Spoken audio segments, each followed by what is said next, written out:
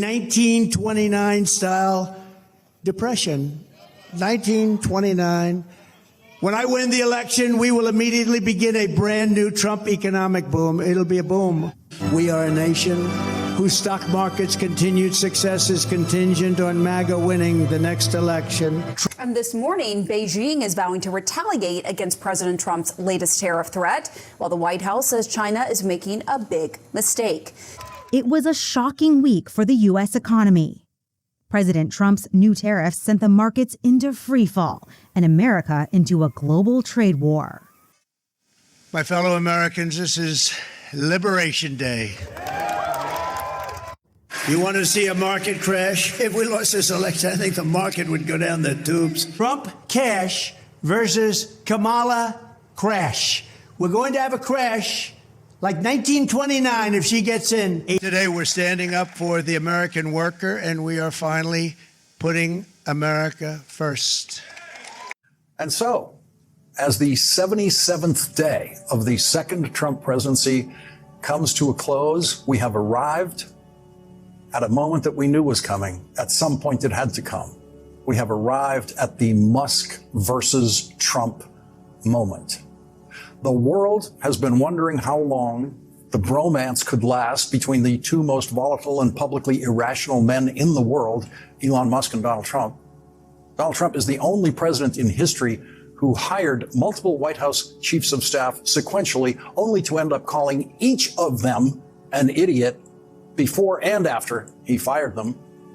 Donald Trump's first Secretary of State called Donald Trump an effing moron. It was documented, well documented by Bob Woodward and others. Said that after Donald Trump left a meeting. And not long after that, Trump's first Secretary of State, Rex Tillerson, was publicly being attacked by Donald Trump after Donald Trump fired him. The publicly much anticipated breakup of Donald Trump and Elon Musk seems to center on the question of when would Donald Trump turn on Elon Musk? That's what everyone was speculating about, because Donald Trump has turned on virtually everyone who's worked for him in the White House. But Elon Musk is the richest person in the world, and there is no one Donald Trump wants to keep in his life more than the richest person in the world, which is why Donald Trump was willing to suffer the public humiliation of Elon Musk publicly taking over a discussion in the Oval Office about Elon Musk's governing policies that left the actual president of the United States having about the same amount to say as Elon Musk's 4-year-old son. We know Donald Trump doesn't ever want to turn against Elon Musk because he never wants to lose access to Elon Musk's money and the fear that that money creates, especially in the Republican Party. As long as Donald Trump has Elon Musk's at his side, he can threaten any any Republican member of Congress with an Elon Musk-financed campaign against that Republican in the next Republican primary election. And so it has always made more sense that when the break comes, it would be Elon Musk dumping Donald Trump. And now Elon Musk is indeed dumping on Donald Trump, calling Donald Trump's tariffs stupid. So far, Elon Musk is using surrogates to attack Donald Trump, while Elon Musk directly attacks Trump surrogates. Elon Musk showed no gratitude to Joe Biden, while Elon Musk's wealth skyrocketed every day of the Biden presidency. But he's already apparently distressed at losing more money under the Trump presidency than any other person in the world. Tonight, Elon Musk is the individual biggest dollar loser in the world as a result of Donald Trump's world war on economic sanity. And so Elon Musk began his attack on Donald Trump with an attack on Trump surrogate Peter Navarro, the only economic advisor to a president to have served federal prison time, and who is the author of the deranged Trump-Navarro tariffs. Elon Musk tweeted this about Peter Navarro: a PhD in econ from Harvard is a bad thing, not a good thing. Imagine what that means for Donald Trump, who only has a college degree from the University of Pennsylvania, which surely Elon Musk values even less than a PhD from Harvard. Peter Navarro shot back at Elon Musk, calling him a car guy and who just wants, quote, cheap foreign parts, which apparently is some new form of insult in Trump world that claims to be in the business of helping America's car guys, America's auto workers and car manufacturers. But because Donald Trump doesn't understand how his tariffs actually work, the stock market of every American car company is collapsing. Their stock is collapsing, including Elon Musk's car company stock, which collapsed even more today. After a morning of Trump-induced madness in the stock market today, a member of the board of directors of Tesla publicly attacked Donald Trump on Twitter. And you know that wouldn't happen without Elon Musk's approval, especially because that board member's name is Kimball Musk, Elon Musk's brother, and apparently Elon Musk's authorized surrogate at Tesla to publicly attack Donald Trump. Kimball Musk tweeted, "Who would have thought that Trump was actually the most high-tax American president in generations? Through his tariff strategy, Trump has implemented a structural, permanent tax on the American consumer. A tax on consumption also means less consumption, which means less jobs, which in turn leads to less consumption and even less jobs. That cycle of less consumption and less jobs is what we call a recession," which is what Wall Street is now predicting, with Wall Street analysts calling it the coming Trump recession. This weekend, during a video conference with Italy's right-wing League Party, Elon Musk revealed just how dramatically and completely he disagrees with Donald Trump in private, where he apparently claims to urge Donald Trump to drop all tariffs between Europe and North America. I hope it is agreed that both Europe and the United States should move, ideally, in my view, Euro tariff situation, effectively creating a free trade zone between Europe and North America. That would be that's what I hope occurs. And also more freedom of people to move between Europe and North America, if they wish. If they wish to work in Europe or wish to work in America, they should be allowed to do so, in my view. So that has certainly been my advice to the president. That has certainly been my advice to the president. All right, then. In other words, Elon Musk's advice to the president is your tariffs are completely wrong.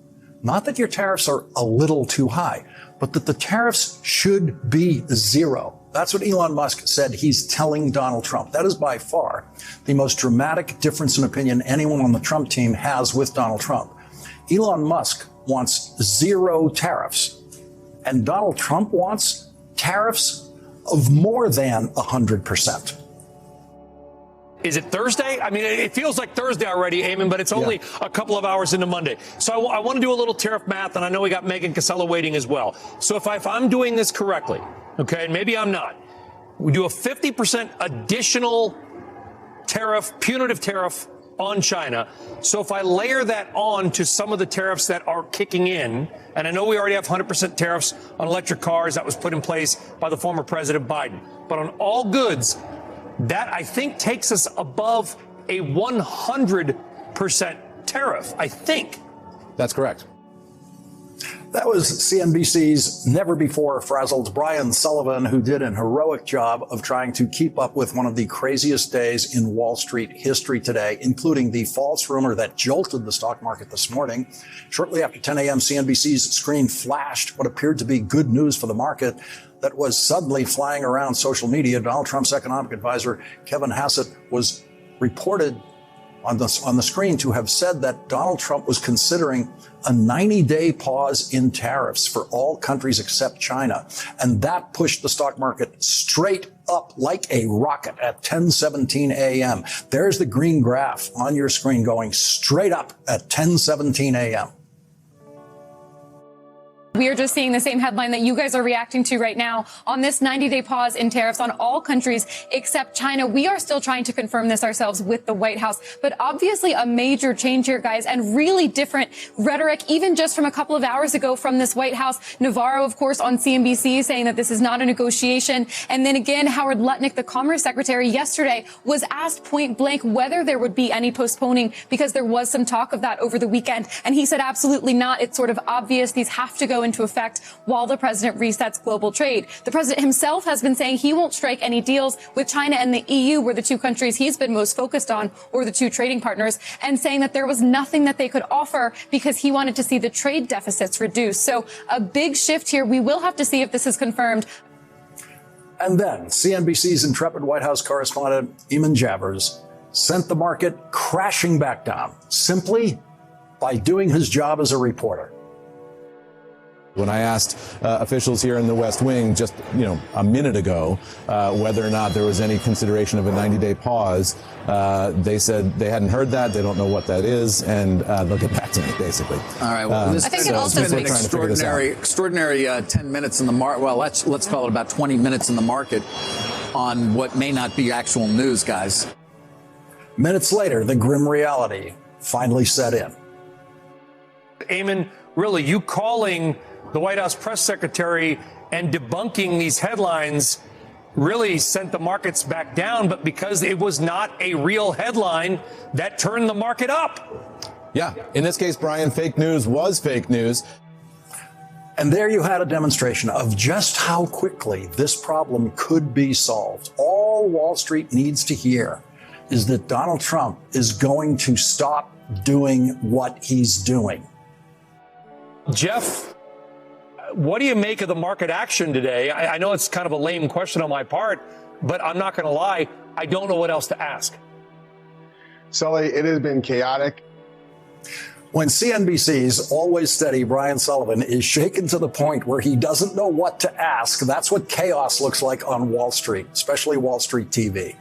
The always careful and precise Andrew Ross Sorkin began the day on CNBC wondering about the possibility of Trump administration officials, including obviously Donald Trump himself, engaging in insider trading with the knowledge of, before it happened, of just how bad the Trump tariffs were going to be.